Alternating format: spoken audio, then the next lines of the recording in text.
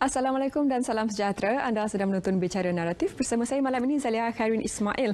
Dan apa yang kita bawakan pada malam ini merupakan satu lagi aspek pengetahuan yang perlu dikongsikan dengan warga masyarakat berhubung bagaimana sebenarnya pentingnya dekatnya kita dengan Parlimen dan bagaimana susun atur persidangan dan juga perbahasan di Parlimen ini banyak melalui perubahan ataupun pengubahsuaian berikutan suasana ataupun situasi mencabar, iaitu situasi pandemik yang sedang kita uruskan sekarang. Dan malam ini di studio kita ingin ucapkan selamat datang kepada Yang Berhormat Datuk Haji Rashid Hasnun yang merupakan timbalan yang di-Pertua Dewan Rakyat. Terima kasih YB Datuk kerana sudi bersama kami. Cabaran itu mengambil satu lagi, itu ya YB Datuk, mengambil satu lagi sudut yang lain. Sebelum itu secara konvensionalnya pun begitu banyak yang perlu diambil kira. Dalam situasi sekarang, apa antara perubahan-perubahan besar barangkali yang terpaksa secara ad hoc diambil, terpaksa semua kena adapt on the spot oleh para MP kita? Assalamualaikum warahmatullahi wabarakatuh. Terima kasih Encik Zaliha. Soalan pertanyaan mengenai perubahan yang perlu diadaptasi waktu sekarang ini di Dewan Rakyat. Ya.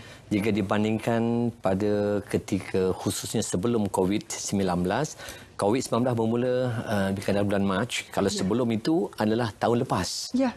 Jadi bermula selepas daripada bulan Mac, iaitu sesi pertama untuk penggal pada kali ini sepatutnya bermula bulan Mac, tetapi oleh kerana COVID telah mula melanda, maka kita hanya berjaya buat sekali saja pada 18 hari bulan Mei pada ketika itu. Kalau dalam peruntukan perlembagaan kita kena buat 3 kali dalam setahun. Ya.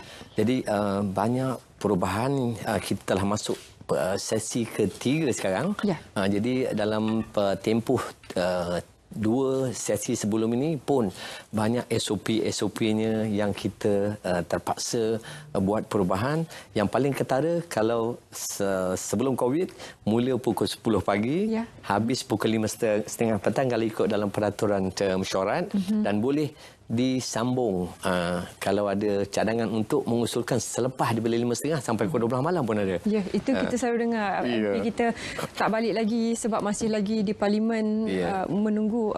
Tapi bila kita imbau balik, YB Datuk, sebelum kita pergi lebih jauh, masih juga dipolitikkan dari segi terutamanya persidangan pada 18 Mei tersebut. Ada yang sampai hantar lawsuit mengatakan itu tidak sah dan sebagainya kerana ada hanya perutusan yang di-Pertuan Agong. Tapi dalam situasi itu, pandangan YB Datuk lah, dalam situasi untuk memikirkan keselamatan semua yang terlibat, masih lagi ada yang cuba barangkali membuat kacau untuk memberikan begitu banyak persoalan dalam situasi tersebut. Ya, sememangnya sejak 18 hari bulan Julai tersebut, bukan saja di kalangan ahli Parlimen, malah daripada netizen pun ada yang memberikan komen bahawa seolah-olah dia tidak sah. Tapi sebenarnya keabsahan itu memang mengikut peraturan dalam peraturan mesyuarat yang sedia ada, maknanya sah. Dalam mana-mana pun pembukaan kena dibuat untuk satu hari pembukaan oleh yang di-Pertuan Agong. Sebab itu 18 Julai itu kita teruskan dengan satu hari tersebut. Oleh kerana memandangkan situasi pada ketika itu adalah sangat meruncing. Kemudian diikuti pula oleh sesi yang kedua. Saya ingat dalam bulan Julai sehingga bulan Ogos, selama 25 hari. Jadi itulah adaptasi yang kita terpaksa lakukan. Contohnya saya sebut tadi, antara mula pukul 10 habis 5.30.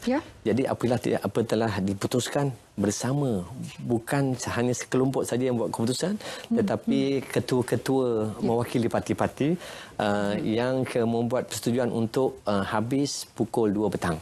Jadi mula pukul 10, habisnya pukul 2 petang tanpa ada break lah di antara masa tersebut. Jadi inilah perubahan yang sangat ketara. Sebelum itu mengenai dengan kena buat sanitizer sebelum dan selepas habis setiap satu sesi itu tiap-tiap hari, dan juga untuk setiap ahli Parlimen kena buat swab test, test yang gunakan PCR. Bukan saja ahli Parlimen, 220, sekarang ni 220 orang, juga staf Parlimen dan juga staf kepada ahli-ahli Parlimen ataupun staf menteri, timbalan menteri pun kena membuat ujian COVID-19. Setakat ini alhamdulillah kecuali saya ingat ada satu kes yang di luar parlimen, staf kepada ahli Dewan Senat. Ya.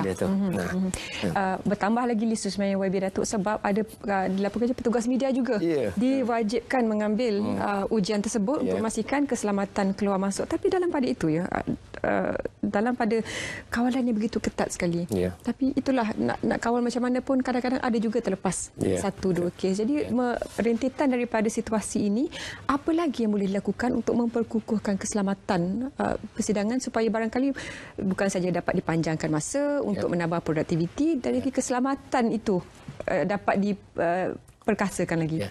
Antaranya ialah ahli parlimen yang nak bersidang itu sendiri, kalau maksimumnya 220 ataupun sebenarnya 222, kemudian telah buat keputusan untuk menghadkan kepada 80 orang sahaja. Jadi siapa yang nak masuk sebenarnya dia ada tag yang boleh masuk pada satu-satu ketika dan masa di dalam dewan tersebut. Juga visitor tetamu kita tidak benarkan sama sekali. Kalau sebelum ini setahun ada 30,000 sebenarnya yang mengunjung di Dewan Rakyat. Tapi kali ini memang galeri tempat di dalam dewan tersebut memang dikosongkan, dan juga kita telah buat barricade gunakan plastik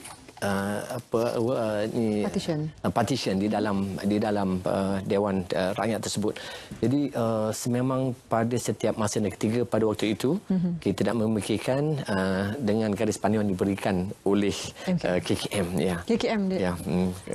Kesihatan Malaysia. 80 yang dihadkan itu, yang berhormat, pembahagian itu blok siapa? Daripada kerajaan belah mana? Pembangkang belah mana? Sebab kita tahu yang juga masih menjadi rungutan barangkali keluhan, pembahagian itu diberikan bagaimana? Pertamanya mesyuarat itu diwakili oleh ketua-ketua tadi saya sebut, ketua WIP, di 41 daripada blok kerajaan dan 39 daripada blok pembangkang. Jadi apa yang kita nak katakan macam heboh sikit sebab mungkin komunikasi tidak kurang berkesan apabila telah diputuskan. Sebenarnya setiap ketua tersebut kena memaklumkan kepada rakan-rakan ahli parlimen yang lain bahawa 41 plus 39 itu memang telah diputuskan bersama dalam jawatankuasa yang telah dipengerusikan sendiri oleh yang dipertua ataupun speaker Dewan Rakyat. Jadi sebenarnya memang ada sebut kenapa tidak keseluruhan boleh masuk. Sebelum ada COVID pun, tahun lepas pun sebenarnya, quorum pun kadang-kadang nak dapatkan 20 orang. If you remember dengan izin, tahun lepas berapa banyak Perdana Menteri sebut, ini bukan ada COVID tahun lepas, tapi masih tidak mencukupi quorum 26 orang.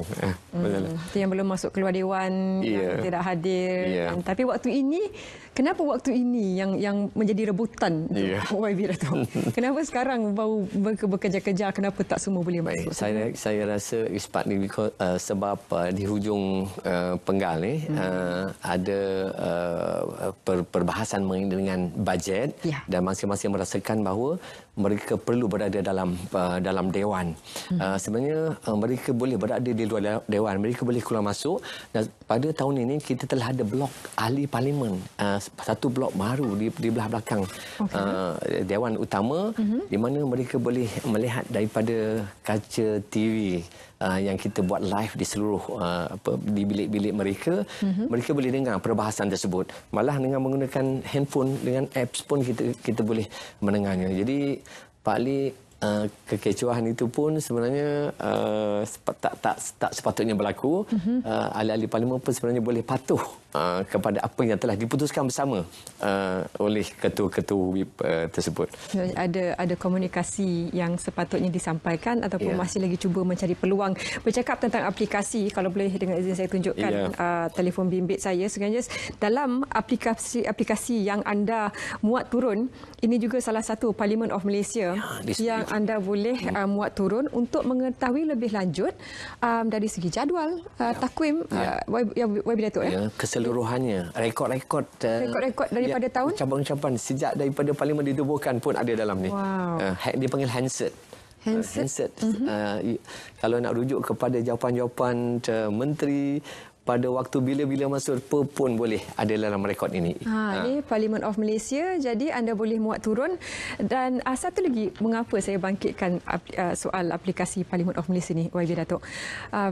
Setiap kali kita dengarkan perkembangan ataupun apa saja penjelasan tentang apa yang berlaku di Dewan Rakyat, akan dikait dengan perkara berapa, kurungan berapa. Perintah berapa, kurungan berapa. Jadi menunjukkan betapa rapatnya apa yang berlaku di Dewan Rakyat itu dengan perlembagaan negara. Walaupun ada juga ahli masyarakat mengatakan ini semua backdoor, tak ikut perlembagaan, tak ikut prosedur dan sebagainya. Bagaimana dengan mengetahui lebih lanjut ini dapat membantu memperjelaskan barangkali salah sangka ataupun ketidakfahaman tentang prosedur perundangan itu? Baik. Dalam sistem pemerintahan kita ada 3 punca kuasa. Yang pertamanya adalah pembuat undang-undang. Ini Dewan Rakyat, satu. Kemudian yang keduanya adalah eksekutif ataupun menteri dan timbalan menteri dan sebagainya. Kuasa yang ketiga adalah kuasa perundangan. Jadi ketiga-tiga ini semua ada dalam perlembagaan persekutuan kita. Dan untuk pengurusan Dewan Rakyat, dia ada peraturan di dalam perlembagaan persekutuan perkara 62 kurungan 1 yang memberikan menyatakan bahawa urusan-urusan Dewan Rakyat diuruskan melalui peraturan mesyuarat yang ada peraturan di sini. Sebab tu kalau disebut standing order, siapa-siapa yang nak menegur, yang nak membuat ucapan dan nak memberitahu speaker bahawa dia nak minta masa, ditunjukkan standing order mana yang dalam peraturan mesyuarat mana yang disebutkan dalam peraturan mesyuarat tersebut. Jadi kami terpaksa bagi laluan kalau dirujuk pada peraturan mana dalam buku peraturan mesyuarat tersebut. Ini menunjukkan tugas seorang speaker dan timbalan speaker memang dah ada dalam lebih kurang dah ada dalam minda lah. Dan boleh on the spot dah tahu. Jadi tidak perlu mencari. Bila sebut tentang saya bagi contoh peraturan 15.1 yang sering disebut-sebut juga. 15.1 itu ialah bahawa urusan kerajaan didahulukan. Jadi di sana ada usul-usul, maksud perkara-perkara kerajaan didahulukan, dia kena datang daripada menteri. Jadi kalau usul itu datang daripada backbenchers atau daripada pembangkang ataupun daripada backbenchers yang kerajaan pun secara peribadi, maka dia kena dikemudiankan daripada usul-usul, contoh daripada menteri di jabatan pada menteri undang-undang, itu didahulukan urusan-urusan. Contohnya sekarang ni RUU mengenai dengan bajet, dia perlu didahulukan daripada urusan-urusan yang lain. Itu peraturan 15.1. Kita ada satu segmen penuh untuk tanya tentang RUU bajet tu, YB Datuk. Tapi bagaimana juga untuk sejauh mana ahli parlimen MP kita fasih ataupun begitu menghormati, yang paling penting menghormati apa yang termaktub dalam buku tersebut? Ya, baik. Satu soalan yang baik. Apabila ada peraturan mesyuarat, dengan izin, sometimes dia ada subject to interpretation by each of the individual MP tersebut. Contohnya peraturan 369 yang mengelirukan Dewan. Jadi apa perkataan yang disebut yang boleh dipahamkan berlainan cara oleh ahli-ahli MP tersebut. Jadi dia boleh mengeluarkan apa juga komentar dia mengenai dengan apa yang dia rasakan, itu pandangan dia. Sebab itulah perlunya speaker ataupun timbalan speaker waktu itu yang tahu bahawa itu adalah di luar ruang lingkup yang dibolehkan dalam perbahasan tersebut. Yang biasa kita lihat di TV1 jam 10 pagi merupakan apa yang berada di depan tabir. Di belakang tabir kita akan ketahui lebih lanjut bersama YB Datuk. COVID-19 ini, Mira pun tak terkecuali daripada patuh arahan kerajaan. Misalnya, kerja dari rumah. Dan yang paling penting, jaga kesihatan. Manfaatkan ruang, lakukan senaman ringkas di rumah. Contohnya, ikuti senaman secara maya dan boleh hirup udara segar di depan rumah. Jangan lupa amalkan 3W, wash, wear and burn, dan elakkan 3S, kawasan sempit, tempat sesak dan seimbang dekat-dekat. Kekalkan kecergasan anda dan jaga kesihatan. Sama-sama kita jaga kita. Budayakan normal baharu, bersama-sama kita putuskan rantaian COVID-19.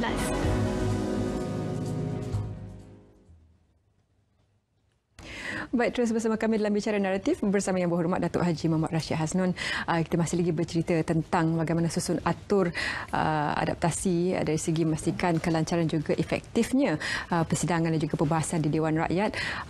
Kalau boleh kita tunjukkan juga aplikasi ini Parlimen Malaysia yang telah pun dimuat turun secara percuma.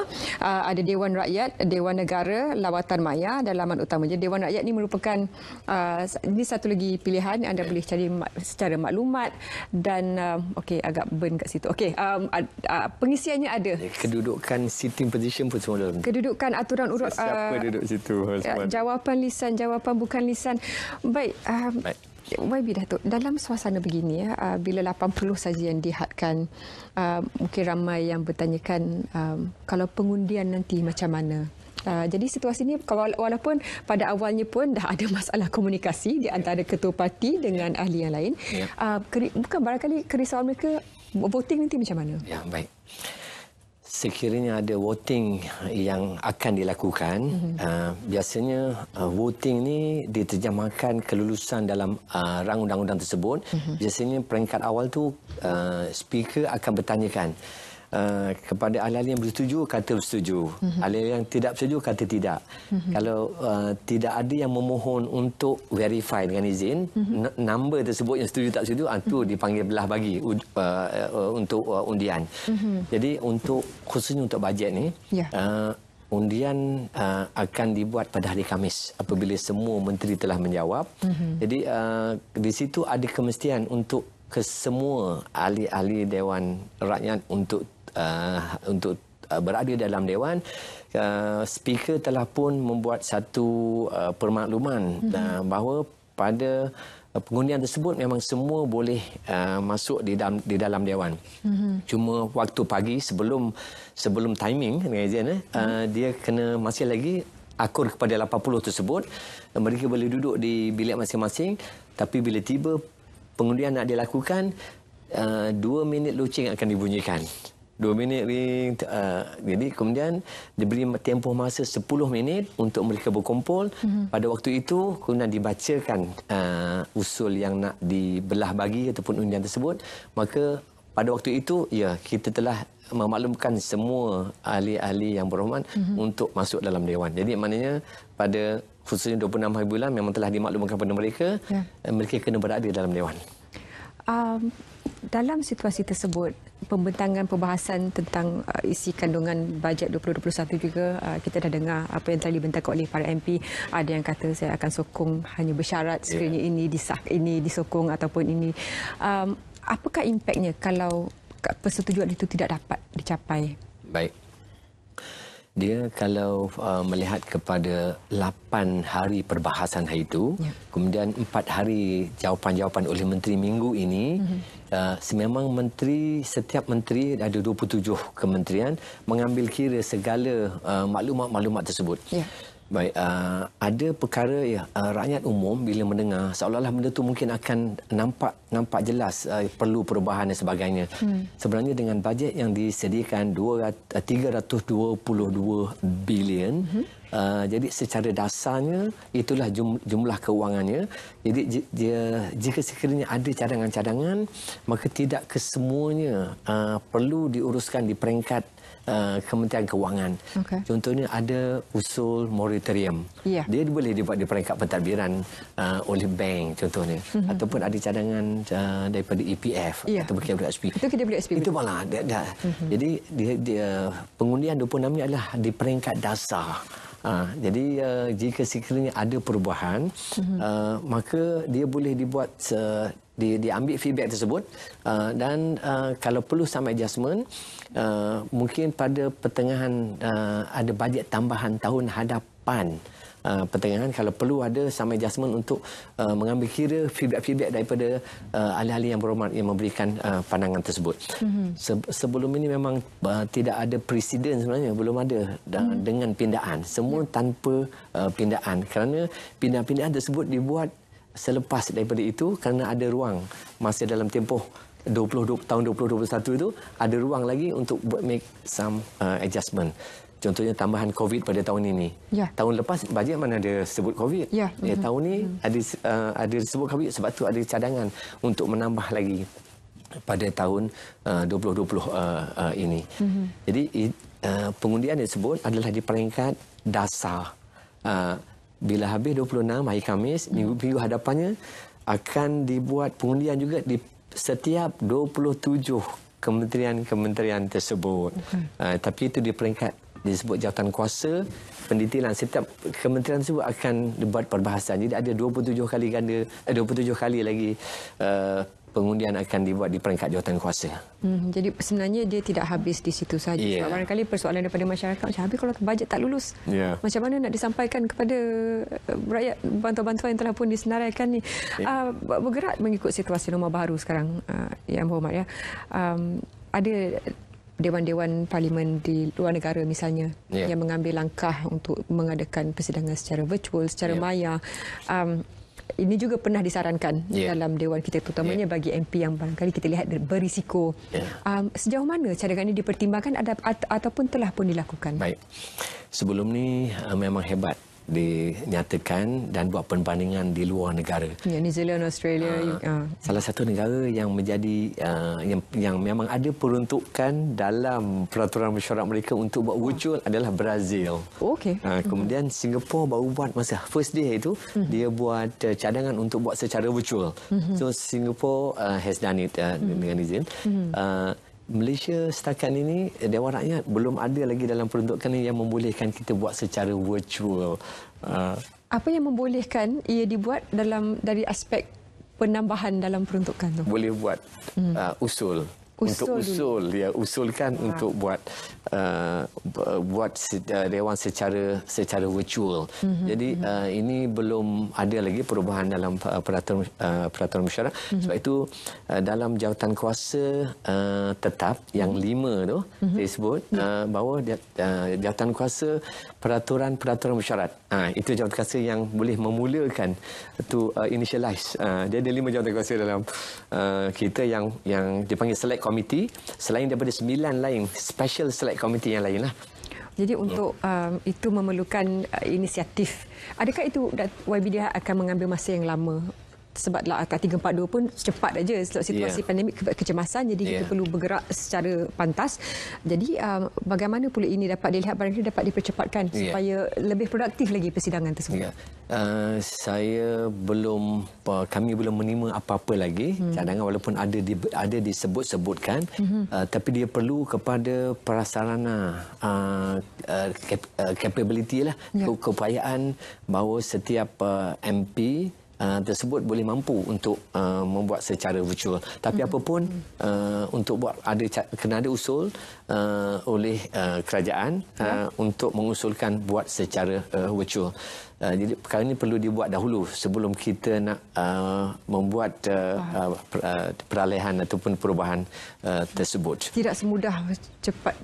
Bukan keputusan yang boleh buat on the spot. Kena ada usul. Okey. Baik. Ada juga soalan daripada salah seorang penonton kita bertanyakan, kenapa ekonomi boleh dibuka tetapi sidang parlimen tidak boleh dibuat seperti secara full scale?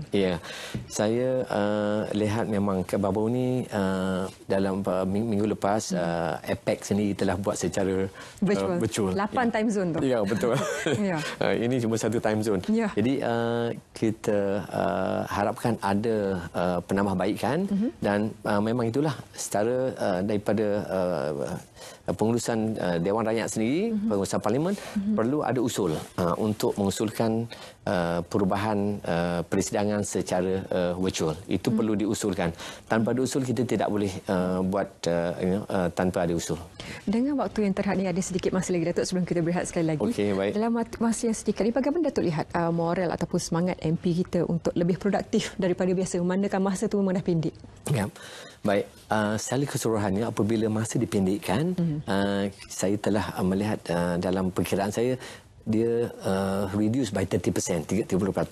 Jadi setiap MP itu masih ada researcher mereka yang membantu untuk bercakap. Sekiranya masa tak cukup, sebenarnya ada peruntukan untuk teks mereka diterima dan di-upload di dalam handset parlimen kecuali mereka yang memang tidak dijadual bercakap kerana peruntukan mata hanya mereka yang bercakap dan apa yang telah mereka tulis itu yang boleh di-upload dalam handset. Aturannya dah cantik sebenarnya. Tapi sama ada ingin mematuhi atau tidak. Kita berehat sekali lagi.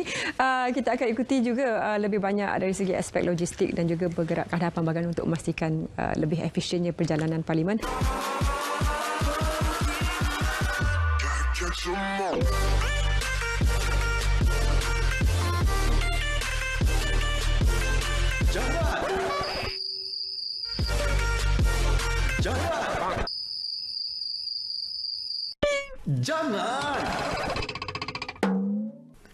Jangan laga tangan.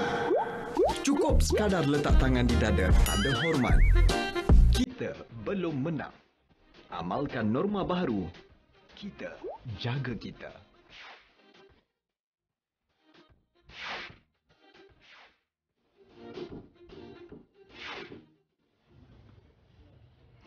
Baik, kita terus bersama dalam bicara naratif bersama Timbalan di-Pertua Dewan Rakyat yang berhormat Datuk Haji Muhammad Rashid Hasnun. YB Datuk, sebelum kita berehat tadi sebab kita berikan sedikit teaser tentang bagaimana dalam usaha untuk memastikan kelancaran ataupun efisien atau tidak susun atur dalam situasi yang terhad ini, waktu dah dipendekkan, jumlah yang masuk Dewan juga dipendekkan. Ada yang bertanyakan dari penonton, bila sesi soal jawab lisan pun hanya dibenarkan satu soalan tambahan, sejauh mana isu untuk rakyat itu dapat dibahas dan dibincang? Baik. Selain daripada di Dewan Utama, biasanya Dewan Utama ni oleh kerana majoriti MP ada di situ, perkara dasar dibangkitkan. Pihak level minister. Walaupun di sana ada MP yang membangkitkan hal-hal dalam kawasan dia, ada satu lagi kamar, dia panggil kamar khas. Itu peraturan 17 yang mana mereka boleh menulis kepada Dewan Rakyat menanyakan very specific izin dan akan dijawab secara langsung. Kementerian yang bertanggungjawab akan terus menjawab secara detail. Contoh dia hal-hal kewarganegaraan, contoh dia, ataupun tentang jambatan dia kenapa terbengkalai dalam kawasan dia.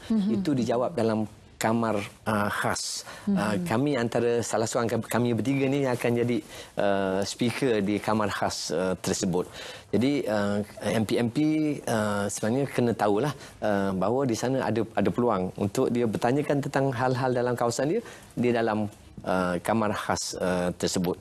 Jadi soalan-soalan yang ditanyakan adalah yang telah dihantar beberapa hari sebelum Dewan bersidang. Jadi soalan itu diaturkan untuk memastikan bahawa soalan yang dibangkitkan, sebab tu dipanggil apabila MP tersebut bila dipanggil, soalan saya soalan nombor 6, soalan saya soalan nombor 7. Jadi soalan itu telah diaturkan bahawa kita nak pastikan bahawa majoriti daripada MP dapat peluang untuk menanyakan soalan-soalan yang telah diberikan lebih awal sebelum itu. Jadi kalau soalan spontan bagaimana, YB Datuk? Tak boleh dimasukkan? Boleh, itu soalan tambahan dipanggil. Tapi kena subjek, mengikut subjek pada soalan asal yang telah dituliskan lebih awal. Kena relevan. Kena relevan. Jadi kalau tiba-tiba dia bangkitkan soalan tambahan tersebut lain daripada soalan yang ditulis, menteri boleh jawab soalan itu adalah tidak berkaitan dengan soalan asal yang ahli yang berhormat tanyakan. Jadi dia boleh bertanyakan yang relevan, yang berkaitan dengan soalan asal yang telah diberikan lebih awal. YB Datuk, orang marah kalau saya tak tanya ni. Sebab bila pukul 10 tu ramai yang menantikan secara langsung siaran perbahasan persidangan di Dewan Rakyat. Barangkali satu situasi bila mana dalam waktu tu dah dipendekkan, jumlah MP juga dipendekkan, tapi masih lagi juga ada ruang-ruang untuk MP ini bertelagah. Pencelahan bergaduh lagi, lepas tu yang diarahkan keluar Dewan dalam masa dah tak cukup. Ada lagi antics lah kalau boleh kita guna dengan izin YB. Mengapa berlakunya lagi situasi sebegini? Adakah untuk menunjukkan kepada pengundi yang dia buat kerja bagaimana? Antaranya ialah kalau yang prime time tu, memang itu antara faktornya. Sebab siapa pun yang bercakap, kerana dalam satu-satu masa tersebut yang ahli yang berhormat yang bertanya akan dapat airtime untuk dia memaklumkan kepada rakyatnya ataupun pengundinya bahawa dia berada di dalam dewan yang aktif. Itu satu juga perkara. Perkara yang kedua, kerana di kalangan mereka memang genuine. Mereka bertanya, sebenarnya maklumat tersebut boleh didapat lebih awal sebenarnya. Ya. Tapi apa perbalahan yang berlaku itu dalam Dewan Rakyat sahaja. Dan ahli Dewan Rakyat ini memang terjaga dari segi immunity untuk mereka bercakap. Mereka boleh berkata apa saja tanpa boleh katakan ada sesuatu yang defamation contohnya. Dia tak boleh bawa ke mahkamah untuk sue dia. Ini yang keistimewanya ahli-ahli Dewan Rakyat di dalam persidangan Dewan Rakyat. Sebab tu ada yang bercakap, kalau berani cakap di luar Dewan. Inilah immunity di kalangan ahli-ahli member of parliament yang memang ada khas kepada ahli-ahli Dewan Rakyat ini. Tapi dari segi kaliber YB, bila kita lihat tokoh-tokoh pada usia sebegitu bertelagah seperti agak tidak cantik sebenarnya di mata masyarakat. Siapa yang punya wakil rakyat macam ni? Tapi situasi sebenarnya ia tidaklah seperti yang kita lihat pada mata kasar. Dalam ada juga yang mengatakan untuk hybrid, walaupun kita tengokkan usul tadi. Apa lagi yang boleh diperlukan, yang boleh dilakukan untuk memastikan kelancaran parlimen ataupun sesi prosiding asal itu dapat kembali ke rutin asal secepat mungkin, selain daripada menunggu bilangan kes yang turun? Kalau adakah vaksin boleh membantu ataupun membaiki keadaan? Ya. Saya rasa dengan pengetahuan yang lebih, dengan maklumat yang setiap MP untuk dapat pengetahuan yang lebih awal daripada itu. Maksudnya setengah MP ni dia datang, mungkin dia tidak hadir pada pukul 10 awal pagi. Pada persoalannya telah pun disebutkan lebih awal. Kadang-kadang MP tersebut datang lewat, walaupun dia sebenarnya dia boleh rujuk kepada dalam aturan, dalam online. Sebenarnya dia boleh mana-mana ada subjek yang dia nak bercakap telah pun dia ketahui lebih awal. Ada yang soalan-soalan tersebut adalah pertanyaan tambahan tu telah ditanya oleh MP-MP yang lain. Jadi saya harapkan semua MP lebih bersedia dan dapatkan maklumat tu lebih awal sebelum masuk dalam Dewan. Juga soalan tambahan sekarang untuk perbahasan review pembekalan 2021 nanti, apakah impak kalau tidak ramai MP dan apa kebarangkalian ia agak terganggu dari segi aturan ataupun dipersetujui nanti? Ya.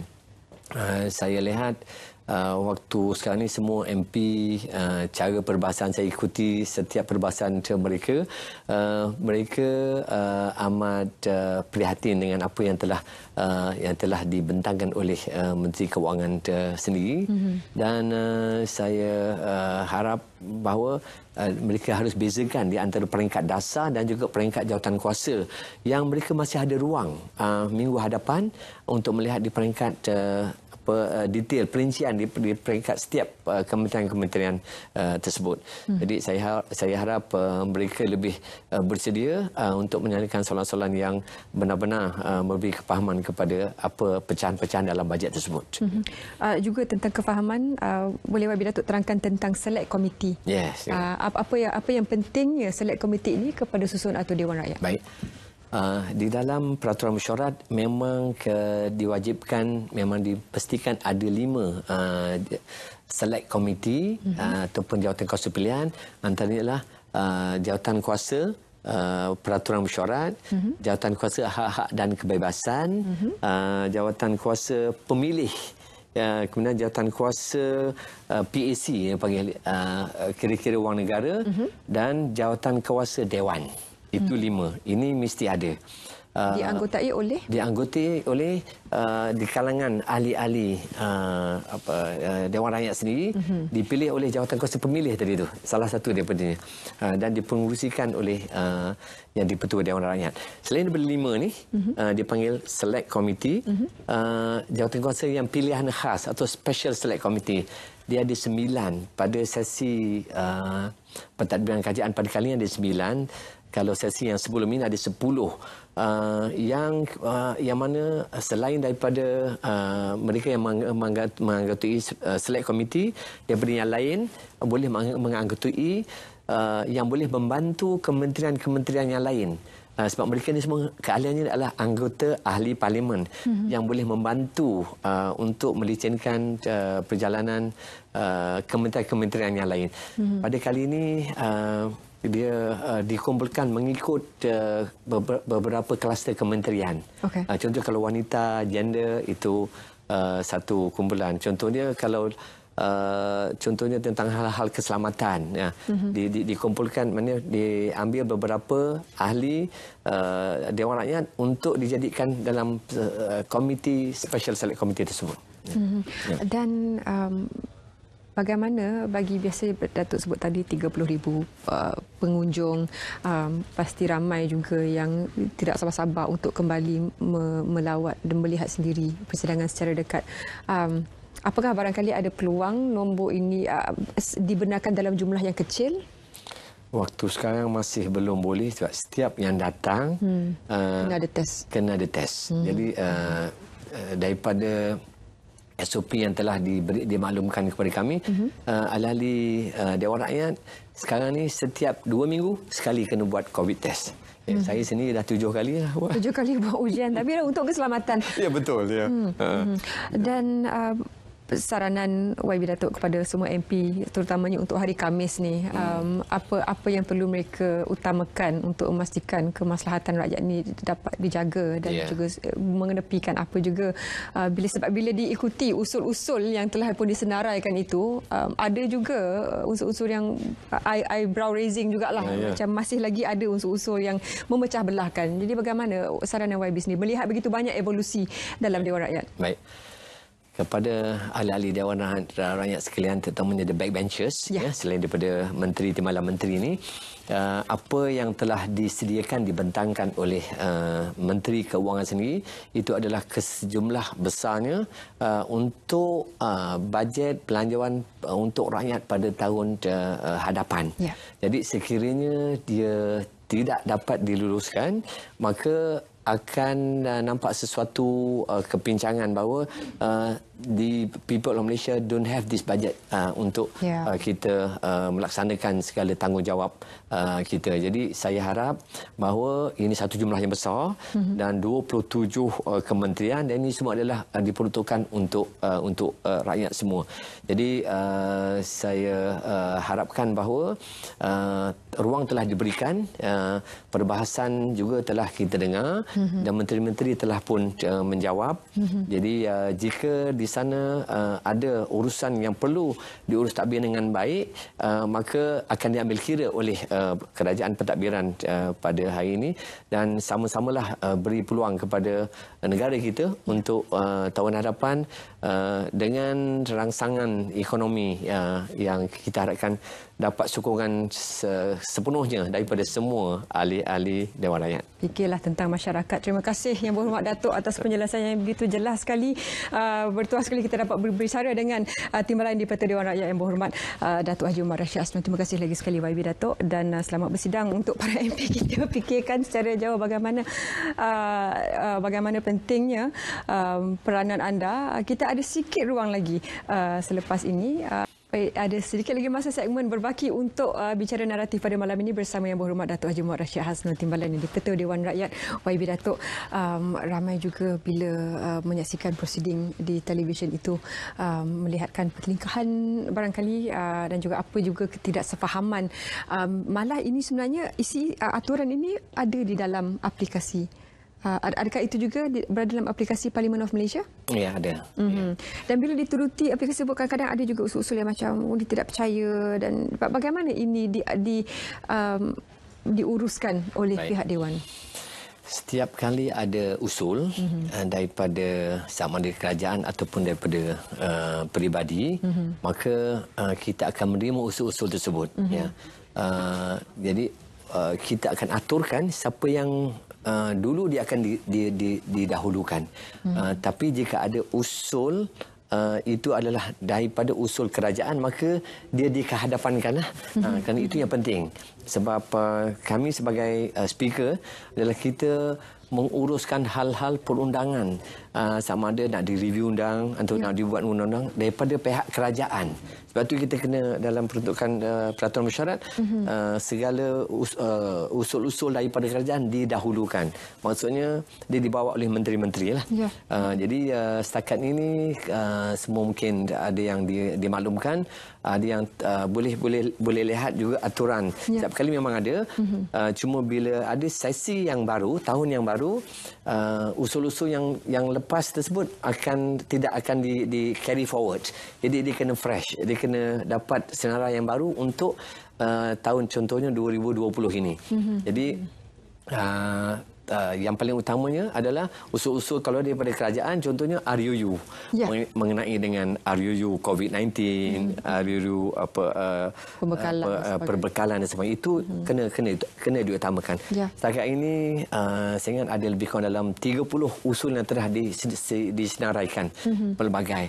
Jadi mungkin ramai juga rakyat yang nak tahu pun mungkin dah tahu usul percaya, usul undi tidak percaya kepada Menteri, memang ada dalam senarai itu. Benda itu terbuka pada setiap ahli parlimen, dia dapat senarai usul-usul tersebut yang dijadualkan. Tapi yang didahulukan adalah usul-usul daripada pihak kerajaan. Bidang kuasa seorang speaker, bila mana situasi yang membolehkan speaker, kalau boleh sekali lagi dengan terma izin, enough is enough, cukuplah bertelagah, apa bila speaker akan masuk untuk memastikan ataupun meredakan keadaan? Baik, speaker kami ada masa yang terhad dan telah pun dijadualkan. Setiap MP tahu dah. Jadi kita tidak mahu mereka membuang masa dalam perkara-perkara yang sebenarnya mereka dah tahu dah. Kecuali kita kena layan jugalah mana-mana yang nak dapatkan maklumat. Jadi sebab tu ada yang memohon yang dia betul, sila beri petua contohnya kan, untuk memberikan petua membuat keputusan. Jadi apabila kami telah dapat maklumat, maka kita buat keputusan. Keputusan yang kami buat adalah keputusan muktamad. Dan jika mereka nak untuk melawan keputusan yang kita buat secara bertulis dan hantar kepada speaker. Dan kita akan lihat kepada mana-mana peruntukan untuk jawab secara bertulis. Kemudian jika perkara tersebut telah dibawa kepada speaker, maka nanti akan ada pemakluman bahawa keputusan tersebut telah ditolak secara teknikal dengan sebab-sebab yang tertentu. Dalam satu ketika kalau terlalu kecoh sangat, kami sebenarnya kami gunakan bahawa keputusan daripada speaker adalah muktamad. Kami sebenarnya ada bell ataupun ada macam mute button yang kita boleh tekan, kerana dalam peraturan mesyuarat bahawa setiap ahli yang nak bercakap mestilah meminta izin daripada kami, dan setiap kami, bila kami bercakap, yang lain semua kena duduk. Itu dalam peraturan mesyuarat. Jadi sebab tu bila kita picitkan button tersebut, maka mana-mana mikrofon semua automatic switch off. Termasuk menteri yang nak menjawab pun. Jadi bila setiap kali kita nak bercakap, you press the button, it's only our voice. Hanya speaker punya voice saja yang boleh didengar. Jadi itu adalah hak ataupun keutamaan yang telah diberikan dalam mengikut peraturan mesyuarat. Jadi ada yang tertanya kan, kenapa tiba-tiba senyap? Ada masalah audio tapi tidak, sebenarnya untuk mengawal keadaan. Dan setiap yang dicakapkan apabila mikrofon itu on, dia akan direkodkan dalam handset. Dan kita boleh rujuk balik. Sebab itu jika ada seorang yang cuba nak menyatakan sesuatu kepada MP yang lain, cuba lihat pada handset.